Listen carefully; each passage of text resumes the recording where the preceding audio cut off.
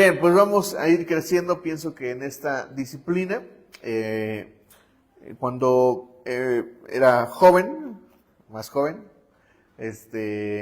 pastoreaba a los jóvenes de mi iglesia y yo pienso que pasé como unos 3 años, tal vez 2 años, ayunando ayunaba, tomaba un día de la semana para ayunar y fue una disciplina espiritual que era de buena práctica para mí. Después lo he puesto intermitente y no acostumbro a ayunar, pero creo que es algo que el Señor nos está llamando a hacer como iglesia. Y en general pienso que la iglesia ha estado recibiendo bastantes ataques y creo que el ayuno nos va a fortalecer y nos va a llevar a romper lo que sea que las tinieblas han estado haciendo en esta iglesia y lo vamos a seguir haciendo, vamos a mantenernos firmes.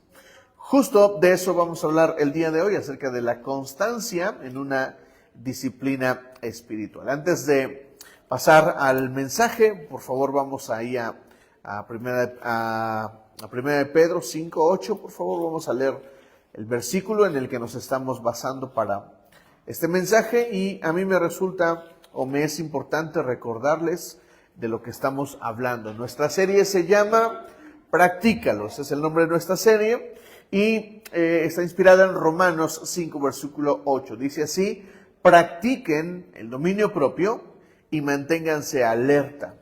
Su enemigo, el diablo, ronda como león rugiente buscando a quien devorar. Es decir, el diablo siempre anda buscando, dijimos, la presa más fácil, la presa más débil, la presa herida.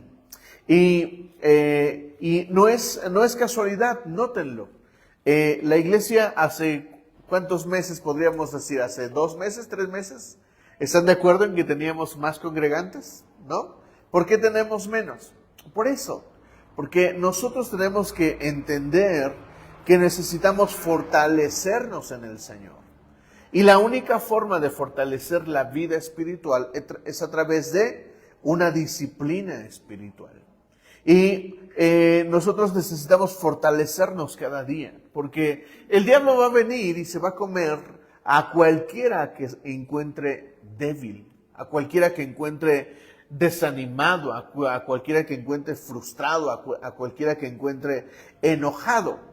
El día de hoy vamos a hablar de la disciplina de congregarnos. ¿Por qué es tan importante y qué define que yo me congregue o que no me congregue? Vamos a Hebreos capítulo 10, por favor, versículo 25. Hebreos 10, versículo 25. A quienes nos gusta pensar que Pablo escribió Hebreos, es emocionante. Hay quienes consideran que Pablo no escribió Hebreos, en realidad no sabemos quién lo escribió, pero a mí me gusta pensar que fue Pablo por el estilo de escritura. El versículo 25 del capítulo 5 de Hebreos dice así: no dejemos de congregarnos como acostumbran hacerlo algunos, sino animémonos unos a otros, y con mayor razón ahora que vemos que aquel día se acerca. Fíjense qué interesante lo que escribe el autor. No dejemos de congregarnos como acostumbran hacerlo algunos, sino animémonos unos a otros y con mayor razón, ahora que vemos que aquel día se acerca. Nosotros, esta iglesia, estaba escuchando unas conferencias en la semana y varios conferencistas apuntan de los más conocidos que ustedes piensen: Itiel Arroyo, Dante Hebel, otros predicadores, están de acuerdo en que nosotros somos la generación que posiblemente vea el regreso de Jesús. Y este tiempo es un tiempo importante. La Biblia dice que en los últimos tiempos el amor de muchos se enfriará. Ahora presten atención, porque cuando la Biblia dice que el amor de muchos se enfriará, no se refiere a la iglesia, se refiere al género humano, y en ese sentido significa que la gente será más mala. ¿Están de acuerdo en que hoy la gente es más mala? Hoy la gente está experimentando una maldad increíble. Ahora, en la iglesia es algo en lo que estamos siendo golpeados abundantemente. Y pienso que nosotros debemos de buscar que ubicarnos en el lugar correcto respecto de saber por qué nos congregamos, por qué estamos conectándonos con el Señor, por qué debemos de hacerlo. Bien, quisiera primero pasar con ustedes a meditar en el Salmo 133, por favor. Vamos ahí, porque este Salmo nos va a dar luz acerca de lo que sucede mientras nosotros nos congregamos. Es un Salmo muy interesante que apunta precisamente a la iglesia, porque el autor de Romanos habla precisamente a la iglesia y les dice, no dejen de congregarse. Y en ese sentido les está diciendo, no dejen de estar juntos. ¿Por qué? Porque estar juntos como iglesia trae una atmósfera correcta para el Señor. En algún tiempo les enseñé sobre las atmósferas de Dios. Y les dije que hay una atmósfera especial que es para mí y para el Señor. Luego hay otra atmósfera especial que es para mí y para mi familia. Y hay otra tercera atmósfera que es importante en nuestra vida y es precisamente la iglesia, donde yo me congrego. El congregarnos es importante y el Salmo 33 me trae algo bien interesante. Leamos el versículo 1. Dice así, cuán bueno y cuán agradable es que los hermanos convivan en armonía. Hay tres palabras ahí que investigué. La primera es bueno.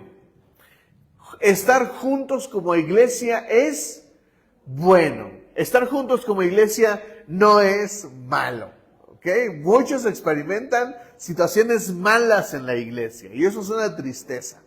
Porque cuando uno experimenta cosas malas en la iglesia, ¿qué pasa? Ya no quiere venir, ¿no? Cuando uno es despreciado por la gente de la iglesia, cuando uno es criticado por la gente de la iglesia, cuando uno es maltratado por la gente de la iglesia, ¿qué es lo que no quiere? No quiere ir, porque va a experimentar ¿qué? ¿Me explico? Entonces, en este sentido deberíamos de considerar que yo como iglesia, no el pastor, no la pastora, no el grupo de alabanza, no los que sirven, no, todos como iglesia deberíamos de buscar generar un ambiente bueno para otros. ¿Entienden? Deberíamos de renunciar a nuestras críticas, deberíamos de renunciar a nuestros prejuicios, deberíamos de renunciar a muchas cosas que nos hacen criticar a otros en la iglesia. Y que esto nos lleve a procurar un ambiente correcto dentro de la iglesia. Y aquí es importante considerar asuntos como, fíjense, que es muy interesante. Porque a veces la iglesia considera que quien predica o el pastor solamente predicó para criticarlo. Porque se sintió aludido durante la predicación. ¿Me explico? Y esto es algo que debe de suceder. Lo que les quiero decir es que no es solamente romantizar el hecho de que debemos de poner un ambiente bonito, bueno para otros, sino que deberíamos de considerar que la iglesia es un lugar donde se madura, donde se crece, donde se busca precisamente el crecer espiritualmente, el madurar espiritualmente. Y eso implica que en algún momento nos sintamos juzgados, rechazados, criticados.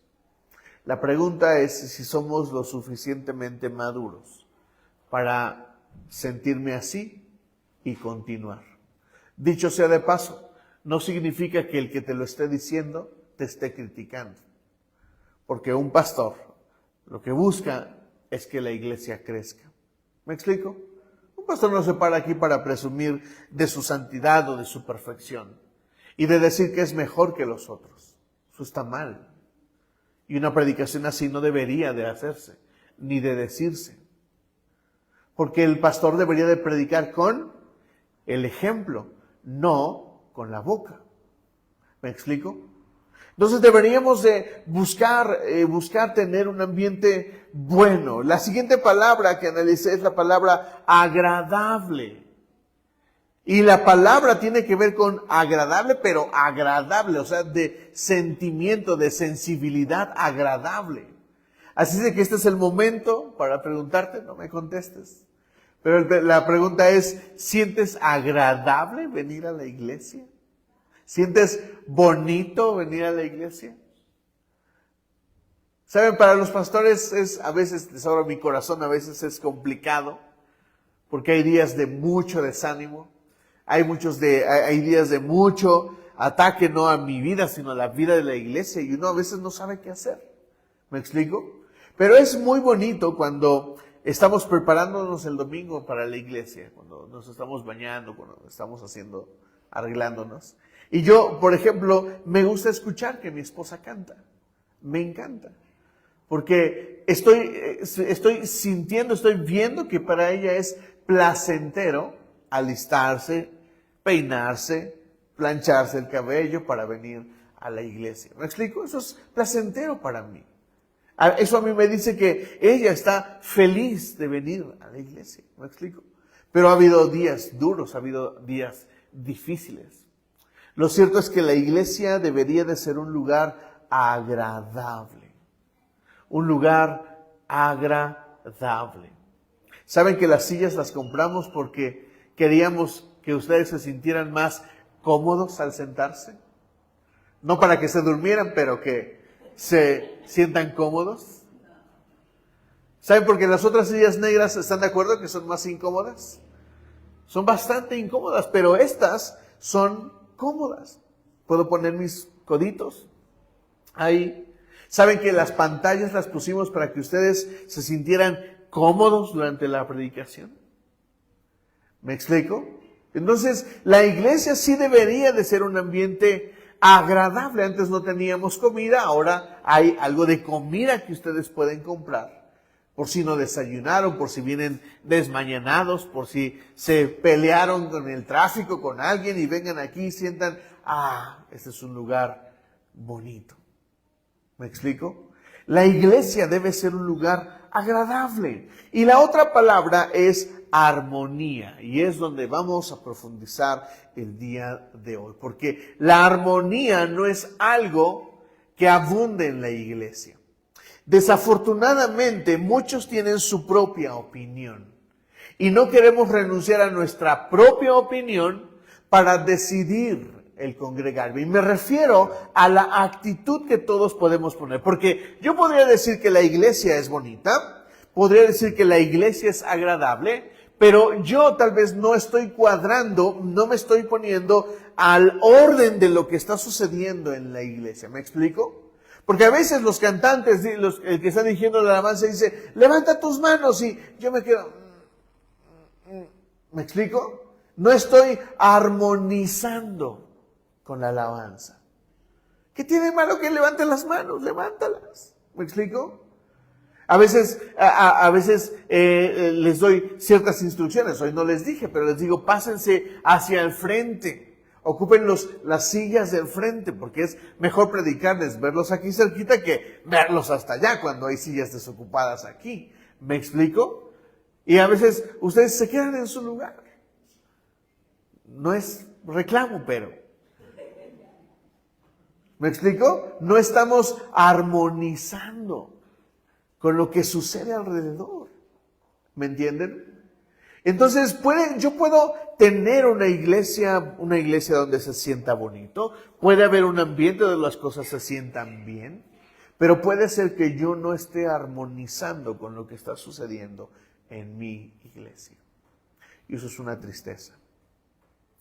Porque eso es algo que define el Espíritu Santo, pero que además en esa invitación del Espíritu Santo yo defino para mí. Ahora, ahí les va, porque es importante tener armonía. Versículo 2.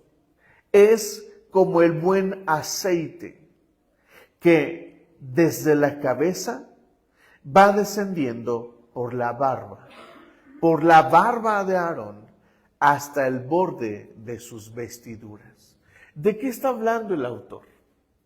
El autor, David, está haciendo remembranza del sacerdocio de Aarón y está colocando en imagen al sacerdote Aarón, al padre de los sacerdotes, a Leví, a Levita, donde nacieron todos los sacerdotes que ministraron. Y cuando los sacerdotes eran ordenados sacerdotes, se les ungía.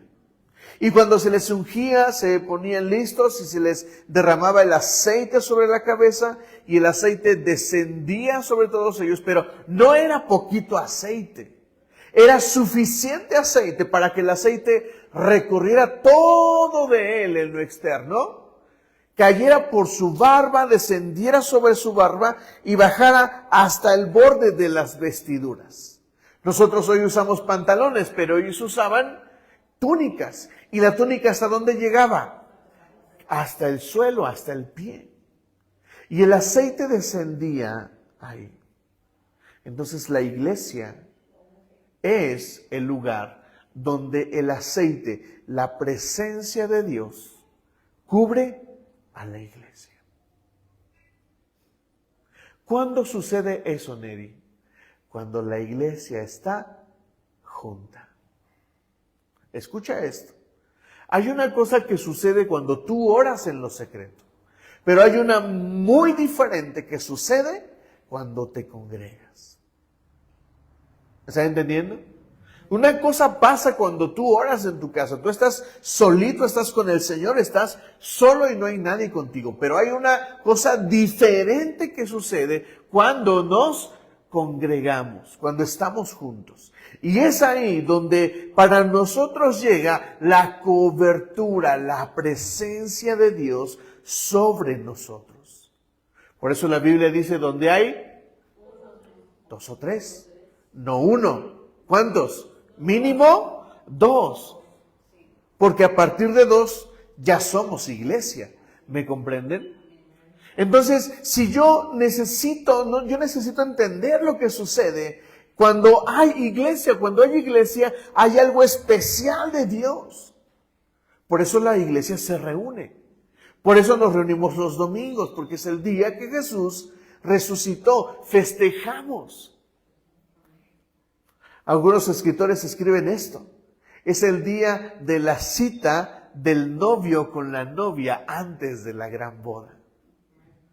Son los días en los que nos encontramos con Cristo, porque esos días, como la iglesia está junta, ese día Jesús se hace presente, lo creas o no. Así es de que el aceite representa la presencia de Dios, la cobertura de Dios. Y no solo eso, versículo 3. Es como el rocío de Hermón, que va descendiendo sobre los montes de Sión, donde se da esta armonía. El Señor concede ¿qué? Bendición y vida eterna. Y vida eterna, así dice. Entonces, cuando la iglesia está junta, no solamente experimenta la presencia de Dios, experimenta el rocío, y el rocío representa la provisión y la bendición de Dios. No por nada, dice, donde se da esta armonía. ¿Te das cuenta? Mira, el autor pudo haber escrito donde es bonito, donde es agradable y donde hay armonía, se da la bendición y la vida eterna. Pero no. El autor dice a propósito, donde se da esta armonía, hay bendición y vida eterna. Así es que no basta solamente venir a la iglesia. No basta solamente que sea agradable y bueno. Se necesita que la iglesia sea armónica. ¿Me entiendes? Que se encuentre en armonía. Así es que yo quiero preguntarte hoy, iglesia, ¿estás siendo armónico con tu iglesia? ¿Estás siendo armónico con lo que sucede alrededor?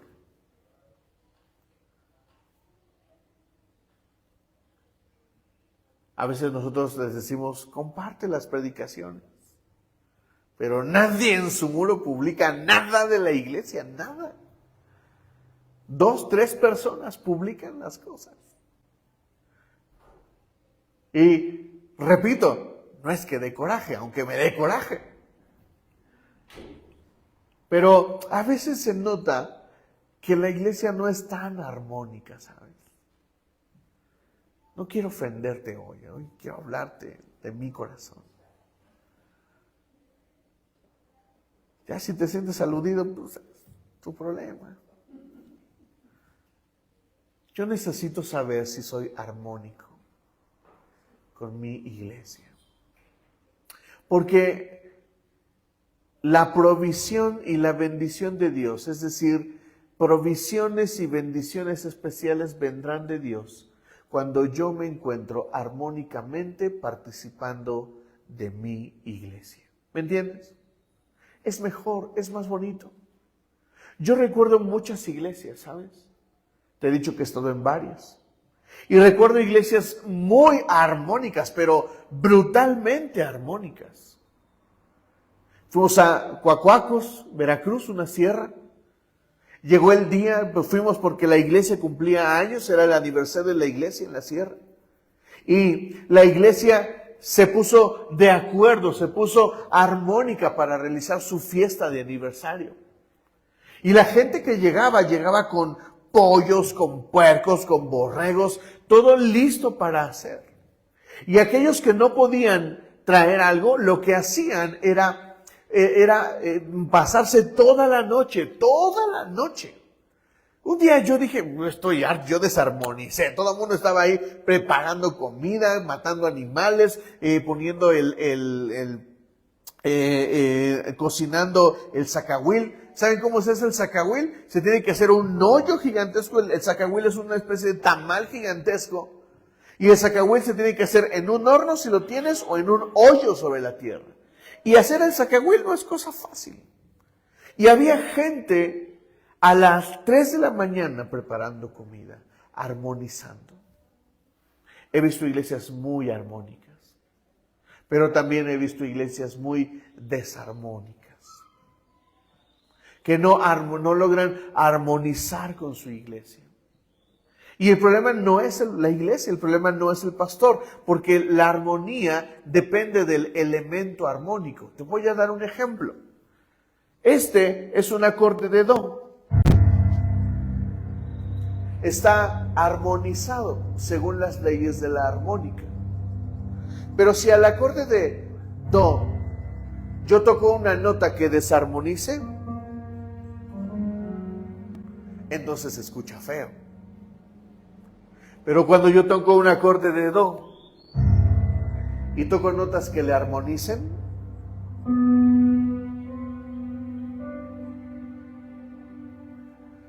entonces se escucha bonito. ¿Por qué? Armoniza. Y tú eres la nota, perdóname, pero en esta banda, en este instrumento, porque la iglesia no es como varios instrumentos, sino un solo instrumento, tú eres la nota que armoniza o desarmoniza. ¿Me comprenden?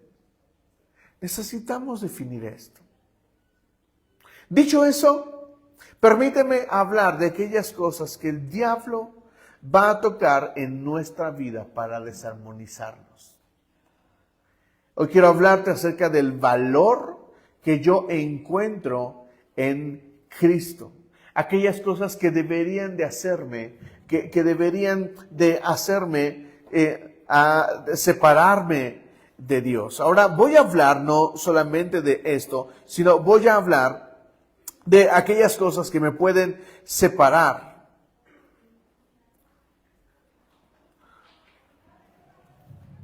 Vamos ahí a Juan capítulo 6, por favor. Juan capítulo 6. Juan capítulo 6, versículo 68. Juan capítulo 6, versículo 68.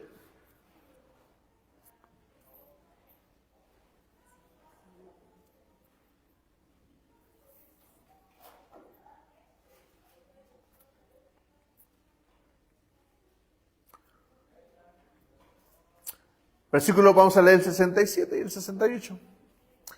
El versículo 67 dice, ¿también ustedes quieren marcharse? Jesús está confrontando a sus discípulos, los está confrontando y les dice cosas fuertes como, ustedes solamente vienen conmigo porque les doy de comer. Y Jesús empieza a plantear la realidad de seguir o no a Jesús, pero no solamente seguirlo o no, sino las razones de por qué seguimos a Jesús. Así es de que Jesús, con toda intención, le pregunta a sus discípulos, ¿también ustedes quieren marcharse?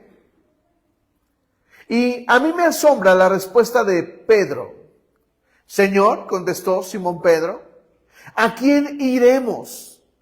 Tú tienes palabras de vida eterna y nosotros hemos creído y sabemos que tú eres el Santo de Dios. No los he escogido yo a ustedes, repuso Jesús. No obstante, uno de ustedes es un diablo, y se refería precisamente a Judas. Y Pedro tiene la capacidad de responder, Señor, ¿a dónde iremos? Solo tú tienes palabras de vida eterna. ¿Qué es lo que te hace armonizar en la iglesia? Tal vez ustedes pensaron, y como yo también lo hice en su momento, pensamos que aquello que nos hace permanecer en la iglesia es lo que sucede en la iglesia. Que alguien no me saludó, que alguien me ofendió, que alguien me criticó, que el pastor me señaló, que el pastor me expuso, lo que ustedes quieren. Quiero ir con ustedes más abajo, más profundo, rascar la tierra, para encontrar verdaderas razones por las que yo me separo de Cristo. Pastor, ¿me estás diciendo que cuando me voy de la iglesia me separo de Cristo? Sí. No, pero solamente dejé de ir a la iglesia. No, te separaste del cuerpo de Cristo. Porque en Cristo dice la palabra que somos uno. Pastor, pero yo sigo orando en mi casa. Sí, pero estás solo. Hay una iglesia a la que te puedes unir. Y hay una atmósfera diferente de cuando estás solo que cuando estás en una iglesia. Y Jesús les pregunta, ¿ustedes también quieren irse? Y Pedro responde en otro pasaje similar, Señor, ¿a dónde iremos? Si solo tú tienes palabras de vida eterna. ¿Cuáles son las verdaderas razones por las que me voy de la iglesia o por las que dejo de congregarme? Son 3. Vamos a Mateo capítulo 4, por favor.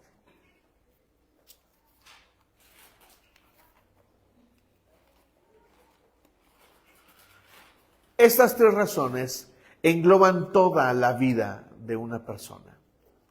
Mateo capítulo 4. A partir del versículo 1. Luego, el Espíritu llevó a Jesús al desierto para que el diablo lo sometiera a tentación.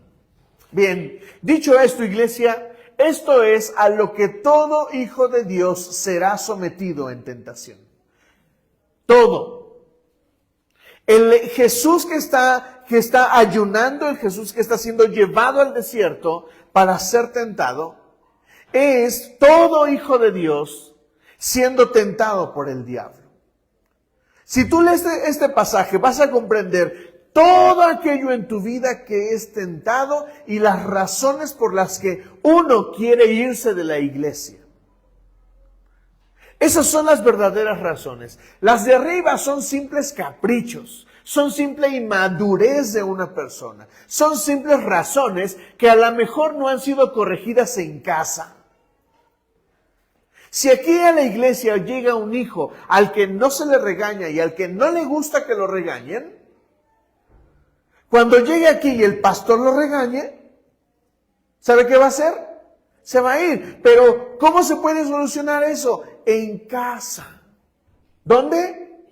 En casa. ¿Por qué? Porque depende de lo que el padre haga con su hijo. ¿Me entienden? No pasa de cosas de las que yo no sea responsable, sino de las que yo soy responsable. Simples caprichos.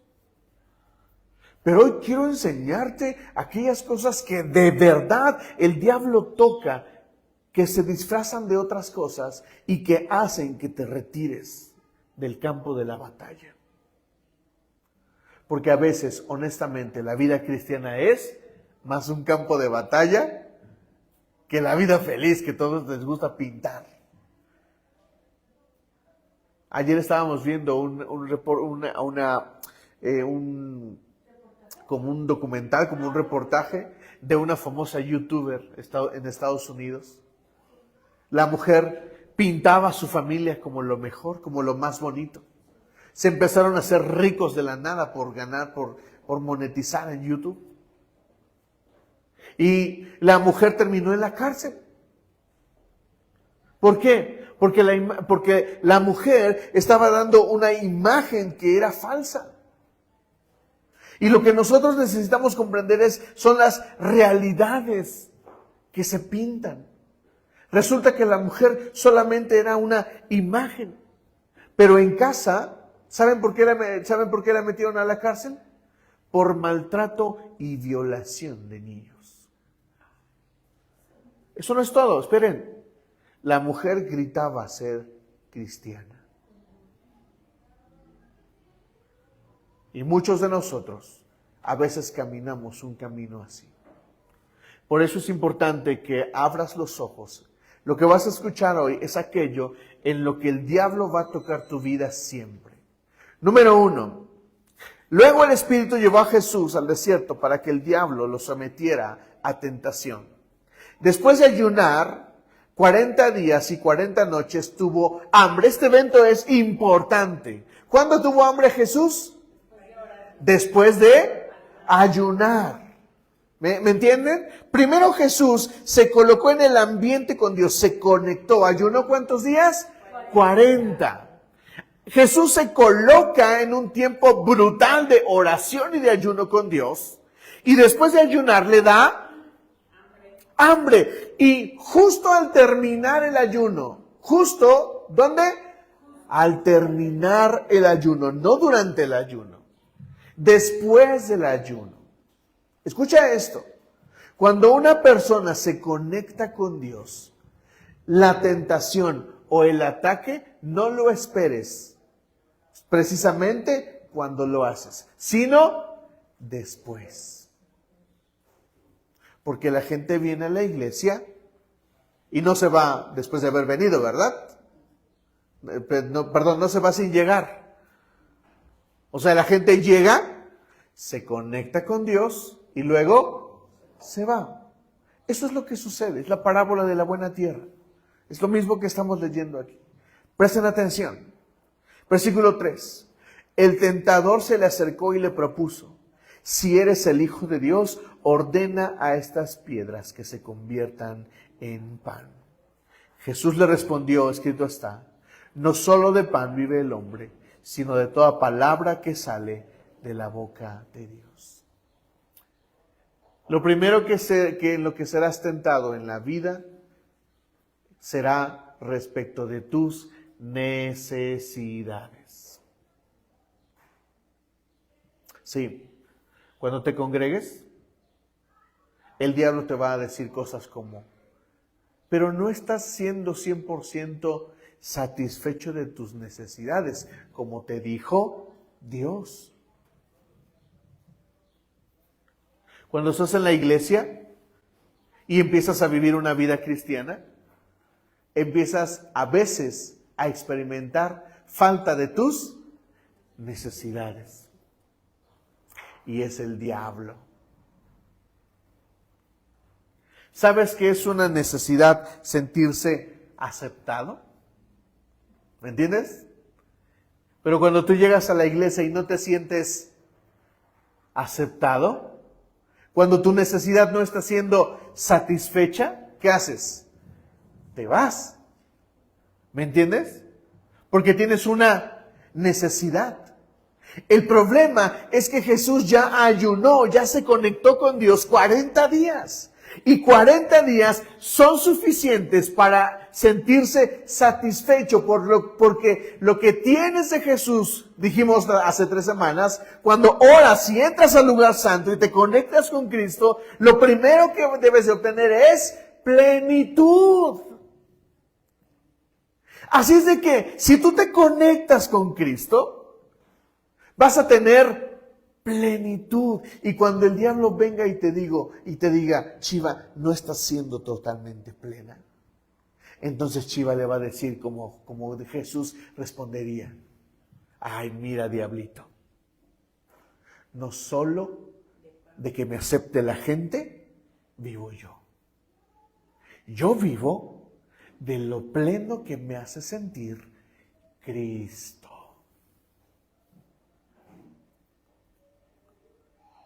Al final, todo se resume en una sola verdad, te la digo ahorita. Así es que el diablo va a tocar en tus necesidades. El diablo siempre te va a sentir que no tienes todo lo que necesitas. Aceptación, reconocimiento, comida, bebida, vestido, todo. Hasta por el hecho de no tener un carro. La gente dice, me voy a ir a trabajar el domingo porque el domingo voy a ganar el dinero que necesito para comprar ese carro que tanto quiero. Mentiras del diablo. ¿Me explico? Porque si trabajaras más entre semana, lo podrías hacer. Segunda cosa que toca el diablo. Versículo 5.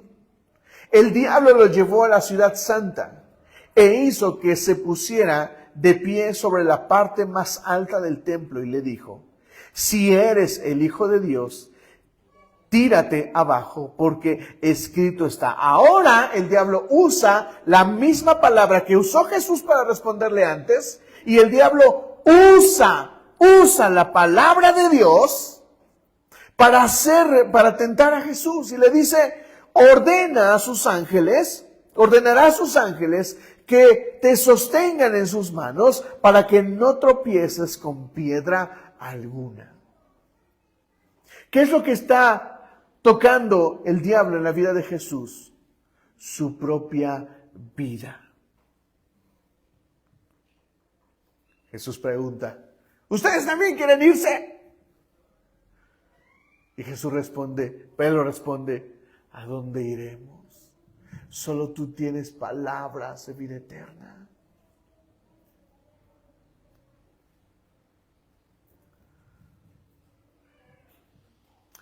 En un evento,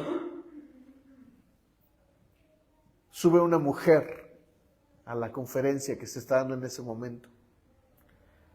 La mujer es musulmana de nacimiento, ahora cristiana. Ella cuenta que una persona se le acercó y le predicó de Jesús. ¿Sabes que es algo muy común entre los musulmanes cuando se les predica de Jesús? ¿Sabes qué les pasa? Esto es muy común. Ellos sueñan a Jesús. Así se les aparece, en sueños. Luego ella va a un evento donde están comiendo y bebiendo con sus amigos. Entra al baño. Una mujer se le aparece, la mujer es dirigida por el Espíritu Santo y le profetiza.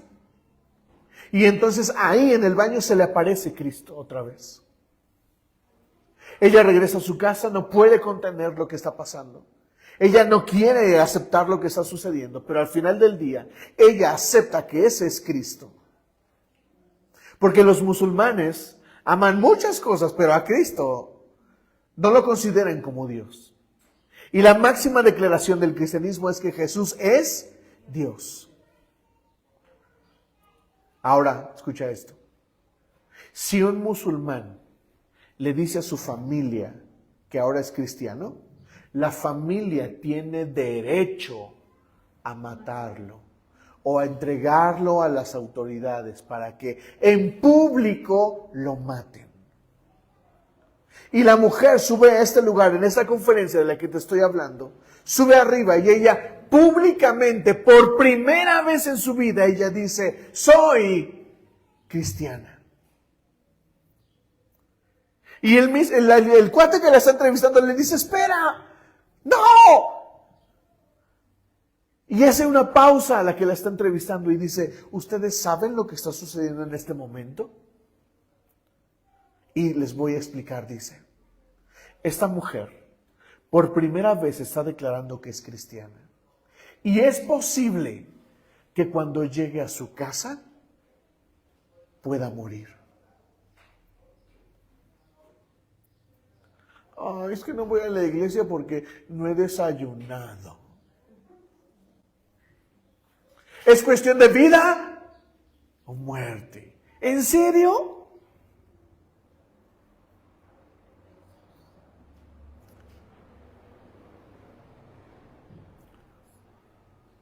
Una mujer con quien yo serví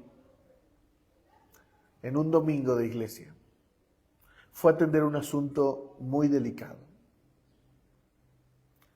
Y con quien yo servía le habló y le dijo, ¿por qué no viniste? Y le dijo estas palabras que a mí hoy me resuenan. Le dijo, ¿dónde está tu corazón? ¿Por qué no estás aquí donde deberías de estar? Te necesito para que te estés ocupando de lo que te tienes que ocupar. Y muchos diríamos, pobrecita mujer, la regañaron. Pero a veces nosotros ponemos antes nuestra propia vida que a Cristo. Por eso necesito que sepas esto. Si no te estás conectando con Cristo, nada va a ser más importante para ti. Si no te conectas realmente con Cristo, si no tienes ese momento de conexión, todo lo demás va a ser más importante para ti. Mi mamá a veces me dice, deberías de venir a verme. ¿Cuándo vas a venir? Y luego me escribe, ya sé que estás ocupado. Pues sí, estoy ocupado. Yo no la veo como la ven mis hermanos. Ay, pobre pastor, no ve a su mamá. No, hay cosas más importantes para mí, más que tu mamá. Sí, el Dios al que sirvo. Te pregunto, ¿qué hay más importante que Dios? Un adolescente se acerca con Idiel Arroyo y le dice al adolescente, estoy dividida en mi corazón. No sé si elegir a Paolo, que no ama a Dios, o elegir a Dios. No voy a usar la palabra que usó Itiel, voy a usar la palabra más abajo, para que no digan que ando diciendo palabrotas en la iglesia. Ella le dijo, tonta. ¿Saben? Porque a veces nosotros ponemos algo aquí y a Dios. Y nos atrevemos a cometer la tontería de pensar que Dios tiene el mismo nivel que cualquier cosa que esté aquí y pensar que esto podría ser mejor que Dios creó el universo. ¿Qué es más importante que eso? Dios te dio la vida. ¿Qué es más importante que eso? ¿Tu madre que te parió o Dios que te diseñó desde el principio de la creación? Cualquier cosa que pongas aquí no es nada comparada con Dios. Nada. Nada, iglesia. Nada.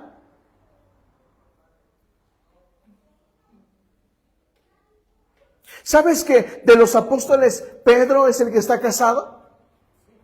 Algunos suponen que todos los apóstoles eran casados, pero no. Pedro era el casado.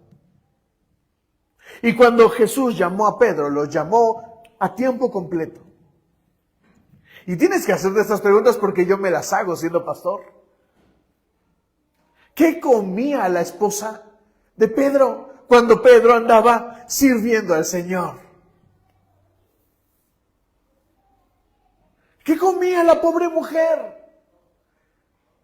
Pedro la dejaba ahí. Ahora no estoy diciendo que Pedro no le diera de comer. Yo estoy segurísimo que Jesús se ocupaba de Pedro. Estoy pero bien seguro.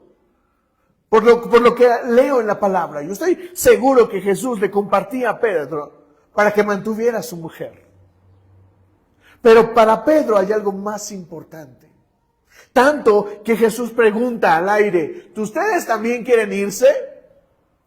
Y no responden los solteros. ¿Quién responde? El casado. Y dice, ¿a dónde iremos? En otras palabras, Jesús, yo podré irme con mi esposa. La estoy dejando sola. Podría estar con ella. Pero solamente tú tienes palabras de vida eterna. ¿Me comprenden? Así es de que, ¿qué es más importante en la vida, iglesia? ¿Realmente?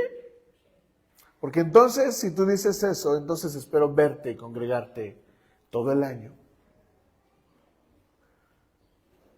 Ya sé, te vas de vacaciones. Está bien, hasta yo me voy de vacaciones. Tranquilo, no soy religioso. Pero debemos de meditar qué cosas son realmente importantes en la vida. Y si digo que Dios, no es que solamente diga que es más importante, ¿sabes? Es que realmente me conecte con Él como Jesús, para después, cuando venga el diablo y me diga, tírate, a ver si Dios te recoge. Yo le diga al diablo lo que respondió Jesús. También escrito está, no pongas a prueba al Señor tu Dios. Es decir, no le andes jugando al vivo. Ponte trucha. Y lo siguiente que tienta el diablo en nuestra vida, versículo 8. De nuevo lo tentó el diablo, llevándolo a una montaña muy alta, y le mostró todos los reinos del mundo y su esplendor. Todo esto te daré si te postras y me adoras. ¿Qué es lo que toca el diablo en nuestra vida?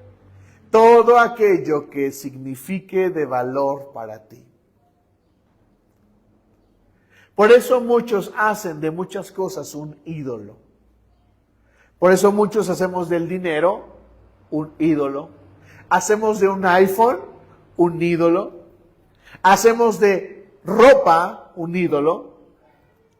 Y todas esas cosas nos hacen apartarnos de Dios. El diablo lo pregunta a propósito, le muestra todo lo que podría obtener. Le dice, mira, todo esto, todo, dinero, posesiones, iPhone 17 y hasta el 18 que todavía no sale. Y le dice, todo esto te lo doy si me adoras.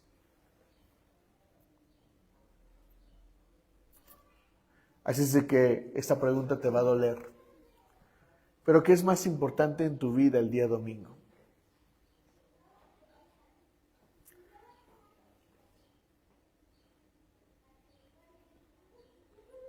¿Qué es más importante en tu vida el día domingo?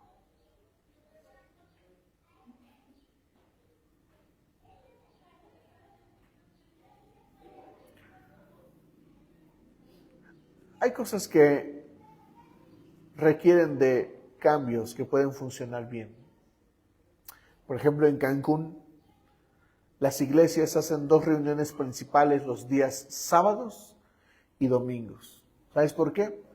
Porque en Cancún la gente vive del turismo. Y entonces los pastores han diseñado la estrategia de hacer reuniones principales como si fuera domingo el día sábado. Y está bien. ¿Me explico? Porque los de Cancún tienen esa condición. Tienen que trabajar los domingos, sí o sí. Son los días que todos queremos estar en la playa, ¿sí o no? Es la verdad. Y son los días que todo el mundo llega a Cancún, literalmente el mundo. ¿Sabes que Cancún es uno de los aeropuertos que más vuelos directos tiene? Te sorprenderías. Todos los vuelos del mundo llegan ahí, de África, de Asia, directos. Antes había uno que llegaba a Rusia, ahora pasa por Cuba. No sé si sigue operando, pero date una idea de eso. El mundo ahí vive en sábado y domingo. ¿Qué otro día se puede reunir la iglesia? En sábado. Y está bien. ¿Me explico? Pero nosotros que vivimos aquí y tenemos la oportunidad de hacerlo, deberíamos de hacerlo. Porque para muchos es importante trabajar extra el día sábado o domingo. ¿Por qué? Porque nos lo pagan doble.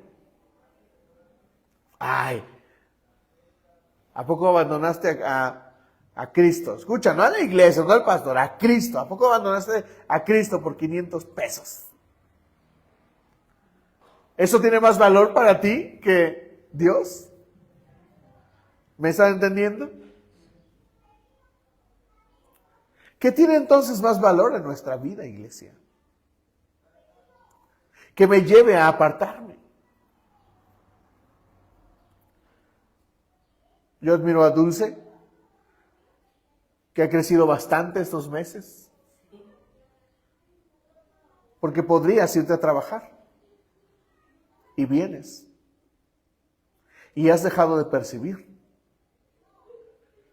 Creo que has encontrado que hay algo más importante para ti que dinero. ¿Me comprenden? ¿Qué realmente es más importante para nosotros?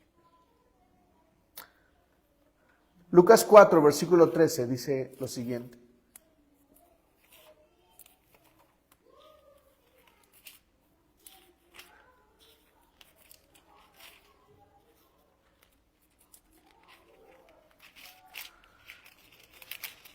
Lucas nos cuenta el mismo pasaje, pero termina de esta forma, la misma historia de Jesús y su tentación. Pero dice esto, versículo 13, dice, así que el diablo, habiendo agotado todo recurso de tentación, lo dejó hasta otra oportunidad. Es decir, el diablo agotó ¿qué? Sus recursos.